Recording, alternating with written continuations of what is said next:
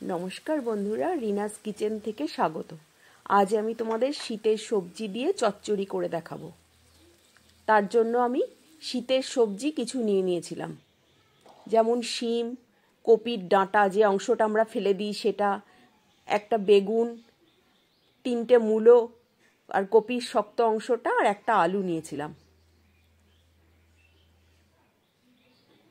এবার কড়াই চাপিয়ে দিয়ে আমি কড়াইয়ের মধ্যে সর্ষের তেল দিয়ে দিলাম প্রায় 4 চামচ মতো, আর 2টো শুকনো লঙ্কা আর 1 চামচ 5 ফোড়ন দিয়ে দেবো।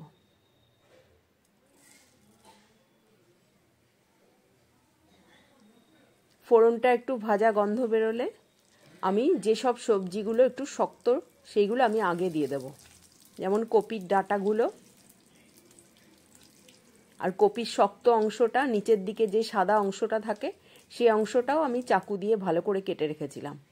সেই অংশগুলো আমি আগে দিয়ে দেবো যাতে নরম হয়ে যায়। শিম আর বেগুনটা তো নরম জিনিস, তাড়াতাড়ি সেদ্ধ হয়ে যাবে, ওটা সবার শেষে দেবো। আলু, মূলোটাও দিয়ে দেবো এখন।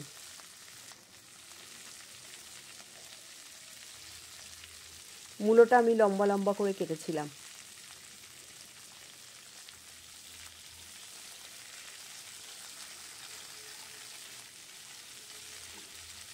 এগুলো আমি ঢাকা দিয়ে ভাজছিলাম যাতে নরম হয়ে যায় তাড়াতাড়ি।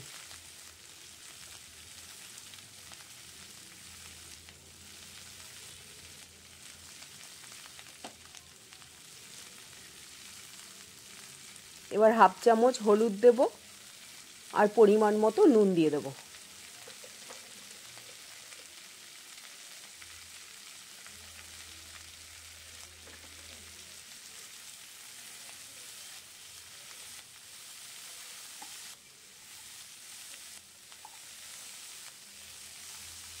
তোমাদের যদি রেসিপিটা ভালো লাগে তাহলে আমার চ্যানেলটাকে সাবস্ক্রাইব করো, লাইক ও কমেন্টস করো।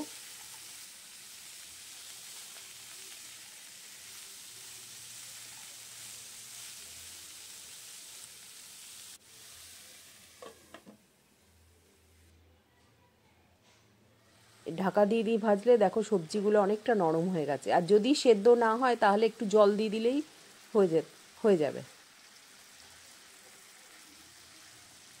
1/2 কাপ মতো জল দিলে সবজিটা তাড়াতাড়ি সেদ্ধ হয়ে যাবে। এবার আমি শিম আর বেগুনগুলো দিয়ে দিলাম।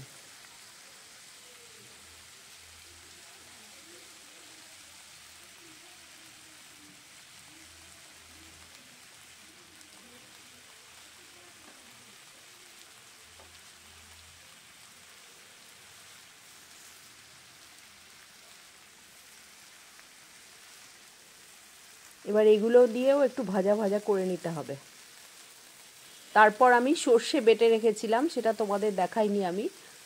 এর মধ্যে আমি কালো সর্ষে আর 2 চামচ মতো পোস্ত দিয়েছিলাম।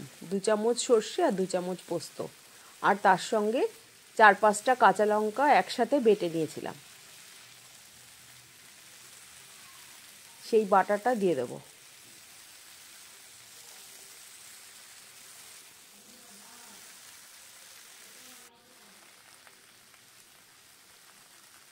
আর নিরামিষ রান্নায় চিনি না দিলে ভালো লাগে না, তার জন্য আমি বড় চামচের প্রায় 1 চামচ চিনি দিয়ে দিলাম। এবার সর্ষে আর পোস্ত বাটাটা দিয়ে দিলাম।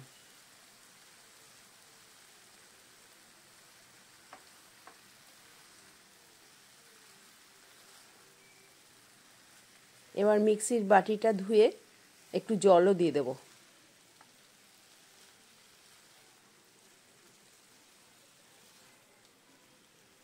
যাতে সবজিগুলো ভালো করে সেদ্ধ হয়ে যায়।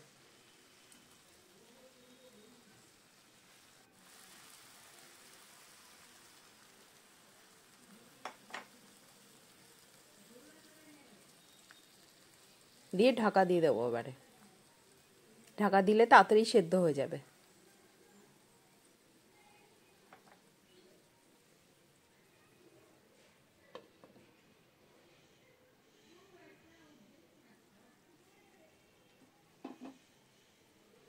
আমার রান্নাটা কিন্তু রেডি হয়ে গেছে, দেখো কি সুন্দর মাখা মাখা হয়ে গেছে। এবার নামানোর আগে আমি একটু সর্ষের তেল ছড়িয়ে দেবো ওপরে।